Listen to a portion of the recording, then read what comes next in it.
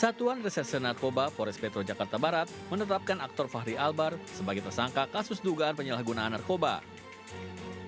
Polisi mengonfirmasi Fahri Albar positif mengonsumsi 3 jenis narkotika, yakni sabu, kokain, dan ganja. Dari hasil penggeledahan minggu lalu di kediamannya di kawasan Lebak Bulus, Jakarta Selatan, polisi menemukan 2 paket sabu seberat 0,65 gram, 1 paket ganja 1,11 gram, 2 linting ganja 0,94 gram, dan 1 botol kaca berisi kokain 3,96 gram. Polisi juga mengamankan 27 butir pil alprazolam, 4 buah cangklong bekas pakai, alat hisap sabu atau bong, hingga korek modifikasi. Motif aktor berusia 43 tahun itu mengonsumsi narkoba diketahui untuk menenangkan pikiran dan sedang banyak masalah pekerjaan. Hingga kini, polisi masih mendalami asal-usul narkoba tersebut. Asal barang sedang dalam pendalaman, jadi masih upaya dicari oleh tim kami. Kemungkinan setelah terkena hukuman di masa lalu pun yang bersangkutan masih belum. Yang ditemui di rumah hanya saudara FA, dan menurut pengakuan dari saudara FA, barang-barang bukti ini digunakan seorang diri oleh yang bersangkutan. Atas hukumannya, Fahri Albar terancam hukuman paling lama 12 tahun penjara. Dari Jakarta, Salam Rahmat, Irian Syahwayudi, Rizky Julianto, iNews melaporkan. Seorang anggota Komisi Pemilihan Umum Kabupaten Nias Barat digerebek istri sah bersama warga dan polisi saat diduga selingkuh di sebuah tempat kos di Jalan Sudirman, Kota Gunung Sitoli, Sumatera Utara. Warga mendapati anggota KPU berinisial FID berusia 38 tahun tengah bersama wanita berinisial KR 34 tahun setelah sebelumnya istri sah FID membuat laporan resmi ke polisi. Berdasar penyelidikan, pasangan tidak sah ini mengakui perbuatan zina yang mereka lakukan kepada polisi. Akibat perbuatannya, keduanya ditetapkan sebagai tersangka dan dikenakan pasal tentang perzinahan dengan ancaman 9 bulan penjara.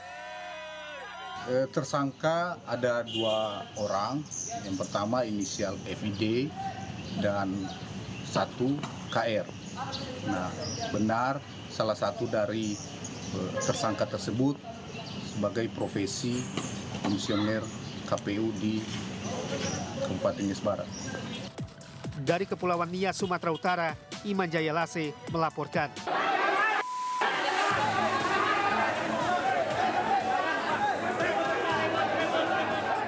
Dua orang pria tak dikenal ini langsung diusir paksa oleh massa pendukung Hasto dari lobi utama Gedung Pengadilan Negeri Jakarta Pusat. Petugas kepolisian yang melerai keributan sempat kewalahan karena massa yang terus bertambah. Kedua pria ini diduga akan membuat kegaduhan saat proses sidang kasus dugaan suap pengurusan pergantian antar waktu PAW anggota DPR untuk Harun Masiku dengan terdakwa Sekjen PDIP Hasto Kristianto. 3 orang lainnya yang juga dicurigai mendapat perlakuan yang sama hingga kelima pemuda yang mengenakan baju saf KPK itu berhasil dievakuasi keluar. Tim kuasa hukum Hasto, Roni Talapesi, menduga orang-orang tak dikenal itu merupakan massa bayaran yang sengaja didatangkan untuk membuat kegaduhan saat jalannya persidangan. Kasus ini adalah kasus politik dengan dalil penegakan hukum korupsi.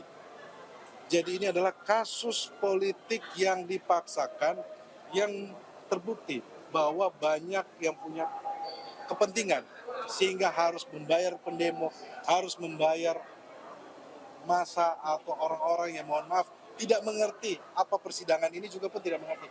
Mereka memakai baju, mencetak baju, yang artinya apa? Bahwa ada yang punya kepentingan terhadap kasus ini. Sementara di ruang sidang Tipikor, Majelis Hakim kembali menggelar sidang kasus dugaan suap pengurusan antar waktu PAW anggota DPR untuk Harun Masiku dengan terdakwa Sekjen PDIP Hasto Kristianto. Sidang kali ini masih mengagendakan mendengarkan keterangan saksi. Dari Jakarta Pusat, Ranitsun Sanjaya, iNews melaporkan.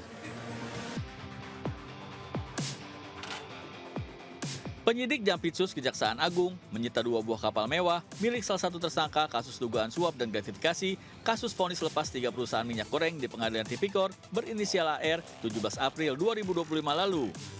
2 buah kapal mewah tersebut terparkir di dermaga Marin, Pademangan, Jakarta Utara.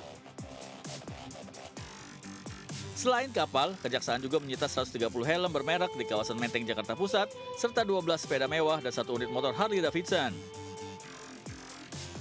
Sementara itu, dalam penggeledahan di kediaman tersangka Hakim Ali Muhtarom di Jepara, Jawa Tengah, penyidik Kejaksaan Agung mengamankan koper berisi uang pecahan dolar Amerika senilai 5,5 miliar rupiah.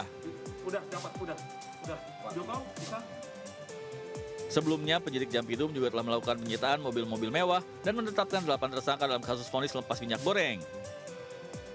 Mereka yang ditetapkan tersangka yaitu 4 orang hakim, 1 panitera, 2 pengacara, dan Social Security Legal Wilmar Group. Dari Jakarta Selatan, Helmi Sanjangwati, iNews melaporkan.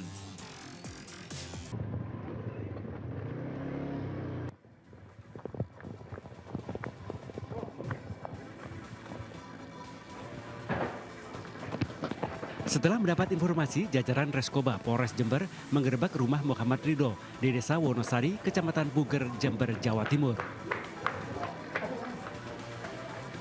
Saat digerebek, residivis kasus narkoba ini tengah berada di kandang ayam belakang rumahnya.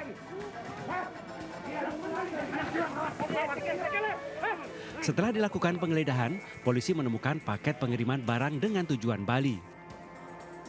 Saat dibuka, petugas menemukan sabu seberat 11 gram disembunyikan dalam boneka mainan. Kepada polisi, Muhammad Ridho mengaku barang haram ini merupakan pesanan koleganya yang hendak dikirim melalui jasa ekspedisi. Bersama barang bukti, pelaku diamankan ke Mapores Jember guna penyelidikan lebih lanjut. Dilakukan penggeledahan terhadap kotak tersebut, yaitu kotak kardus. Ternyata di situ ada beberapa macam barang di hadapan keluarganya maupun perangkat desa atau Pak RT yang ada di sana, disaksikan oleh mereka. Itu ditemukan ada beberapa barang, salah satunya adalah sarung, kemudian boneka, sehingga di situ ditemukan barang bukti berupa beberapa klip sabu, ya, narkotika golongan 1 jenis sabu, total berat sekitar 11 gram. Polisi terus mengembangkan kasus tersebut guna membongkar jaringan narkoba yang lebih besar. Dari Jember, Jawa Timur, Bambang Sugiarto, iNews melaporkan. Sebuah lapak bensin eceran sekaligus tambal ban di Jalan Jati Baru Raya, Tanah Abang, Jakarta Pusat terbakar usai ditabrak taksi ugal-ugalan. Sejumlah warga dan pengendara yang berada di lokasi tersebut panik karena api semakin membesar dan menyambar sebuah pohon. Api kian membesar karena ada tumpahan bensin eceran. Selain menabrak lapak bensin eceran dan tambal ban, taksi ini juga menabrak 3 unit sepeda motor yang terparkir hingga mengalami kerusakan parah. Ironisnya, taksi tersebut bukannya berhenti, namun justru kabur meninggalkan lapak bensin yang terbakar. Api yang berkobar hebat akhirnya berhasil dipadamkan warga dengan peralatan sederhana. Taksinya lari nih. Oh. Ya udah tuh begitu nabrak dia. Nabrak apa, Bu? Itu tempat apa? Bensin eceran. Iya, bensin eceran. Terus langsung lari ke taksinya tadi, Bu. Taksinya langsung lari tadi.